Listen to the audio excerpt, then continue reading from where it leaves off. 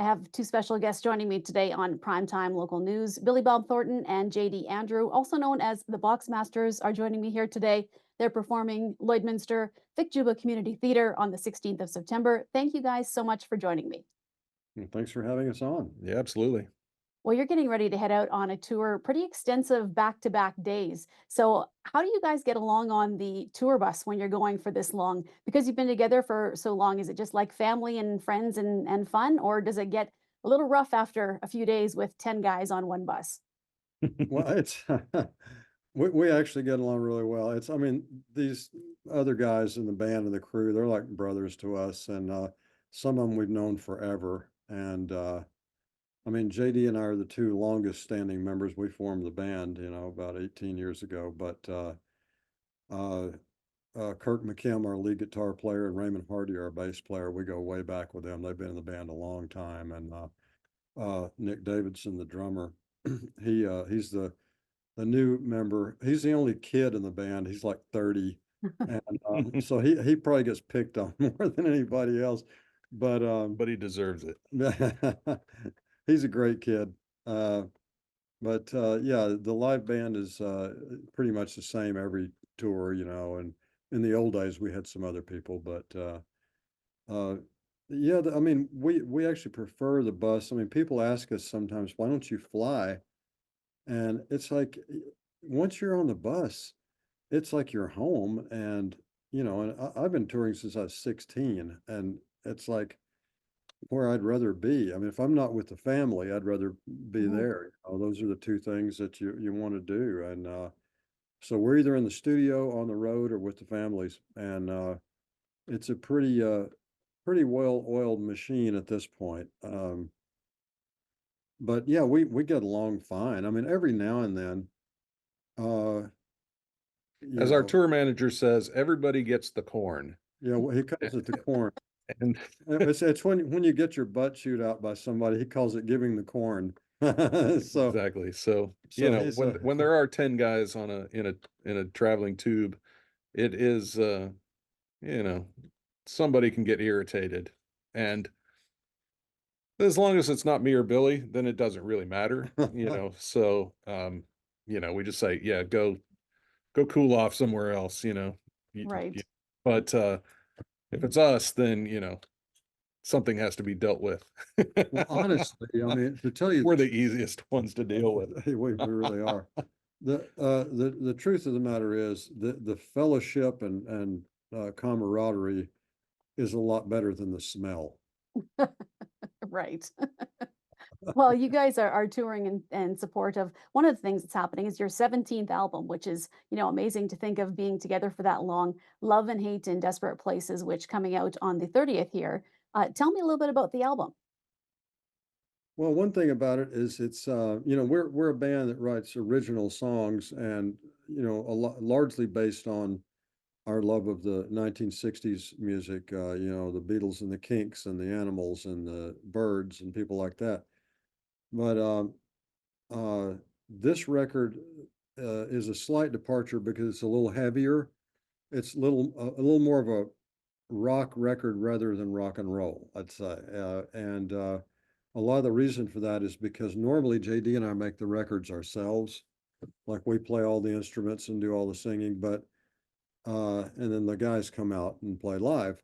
On this one, we had Kirk, the lead guitar player, and Raymond, the bass player. They actually came out and played on this record with us. And uh, Kirk is a probably like a heavier rock guitar player, than what we normally do. So it influenced it in that way. So it's a little bit heavier, um, and it's thematically, we do a lot of records that stick to a kind of a loose theme, and this one is about how love and hate are both very intense feelings, and sometimes the results can be the same. I mean, there's a very thin line sometimes, and there's songs about pain, whether it's from love or desperation or anger or whatever, and that's why it's called that. And actually, my daughter Bella did the cover for it. And we said we want something abstract looking. We Right. don't we don't want to hit the nail on the head. You don't want to have like an angry face and a loving face on the record. And she's a really great digital artist, so um, she took the '60s look with that sort of dark purplish kind of thing with the swirls, the paisleys, but kind of off kilter paisleys, and then she drew this sort of man beast looking creature that's squeezing a heart with blood dripping out of it. So it's like, you don't want a regular guy doing that because then, you want to see both sides. It's like our good side and our bad side. And so it's kind of a pathetic looking creature, and at the same time, a creature you feel sorry for. He's squeezing the heart with the blood dripping out. So that's kind of the vibe of this. And it's got uh, there are a couple of rock ballads on it, Hmm. but for the most part, it's fairly up tempo. And we're going to be playing 4 songs from it on the tour. Yeah, our label, 30 Tigers, which is an awesome label. They always put out 2 or 3 singles before the actual record comes out, for streaming, kind of like a couple of weeks at a time. They'll put a new one out. And there's another song on there called Good Night, Sleep Tight, I'm Gone, that was written with Raymond and Kirk. And that was the first time we had a songwriting experience with all of us on it like that. But not me, because I had to take my kid to a doctor's appointment or something. They didn't miss out on that I song. missed out on the song, and it's like my favorite song from the record. And it just hit me, earlier today. It's like when I say, "Oh, that's my favorite song on the record."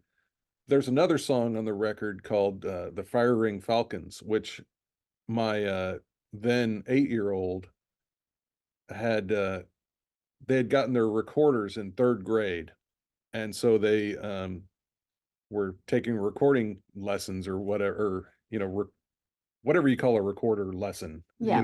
They're practicing the recorder. A funny flute. Yeah, exactly. And so instantly he and some of his friends started a band, and they called it the Fire Ring Falcons, and they wrote a song. And uh I took a picture of the lyric and sent it to Billy, and probably by the time I got to the studio that night or the next day, he had written the whole song. And so, but he had used one of the lines that my son had written in this song. And it hit me. That's like, yeah, that one probably should be my favorite song on the record, but this Good Night, Sleep Tight, I'm Gone, such a melodic song, and it's got hooks galore. It just makes me angry that I missed out on the creation of it. Well, when it Or comes to the writing process, is it like I've spoken with musicians in the past, and they say that it's like a song is almost like a child, and it's very difficult to, when it's finished, send it out and have people listen to it and criticize it. Is that how you guys see it as well? We try not to think about that much anymore. I mean, I think early on in the early days of the Boxmasters, I think our skin was a little thinner. Hmm. But yeah, at this yeah, point, if we're proud of what we did, mhm. and pleased with how we played everything, and every word is in its right spot, the sentiment of the song and the idea is where it was supposed to be from the beginning, then I think we're satisfied. It's like, as long as we do everything that we can do to the best of our ability, then you know we only have to prove it to ourselves. Right. So we, if it's, you know if it's not somebody's cup of tea, if they don't like the song, then great, they have different tastes than us. That's fine. That's why there's so much different music out there in the world, and so much different art and everything. It's, you find the stuff that you're drawn to. So if somebody is drawn to us, like a lot of our we have a lot of fans that are very passionate about what we do, and they Hmm.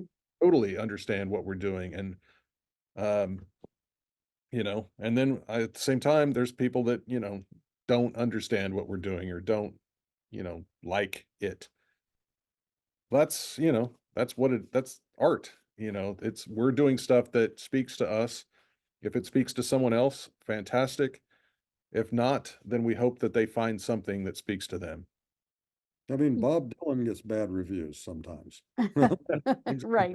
Everybody, everybody does, but everybody gets the corn sometime.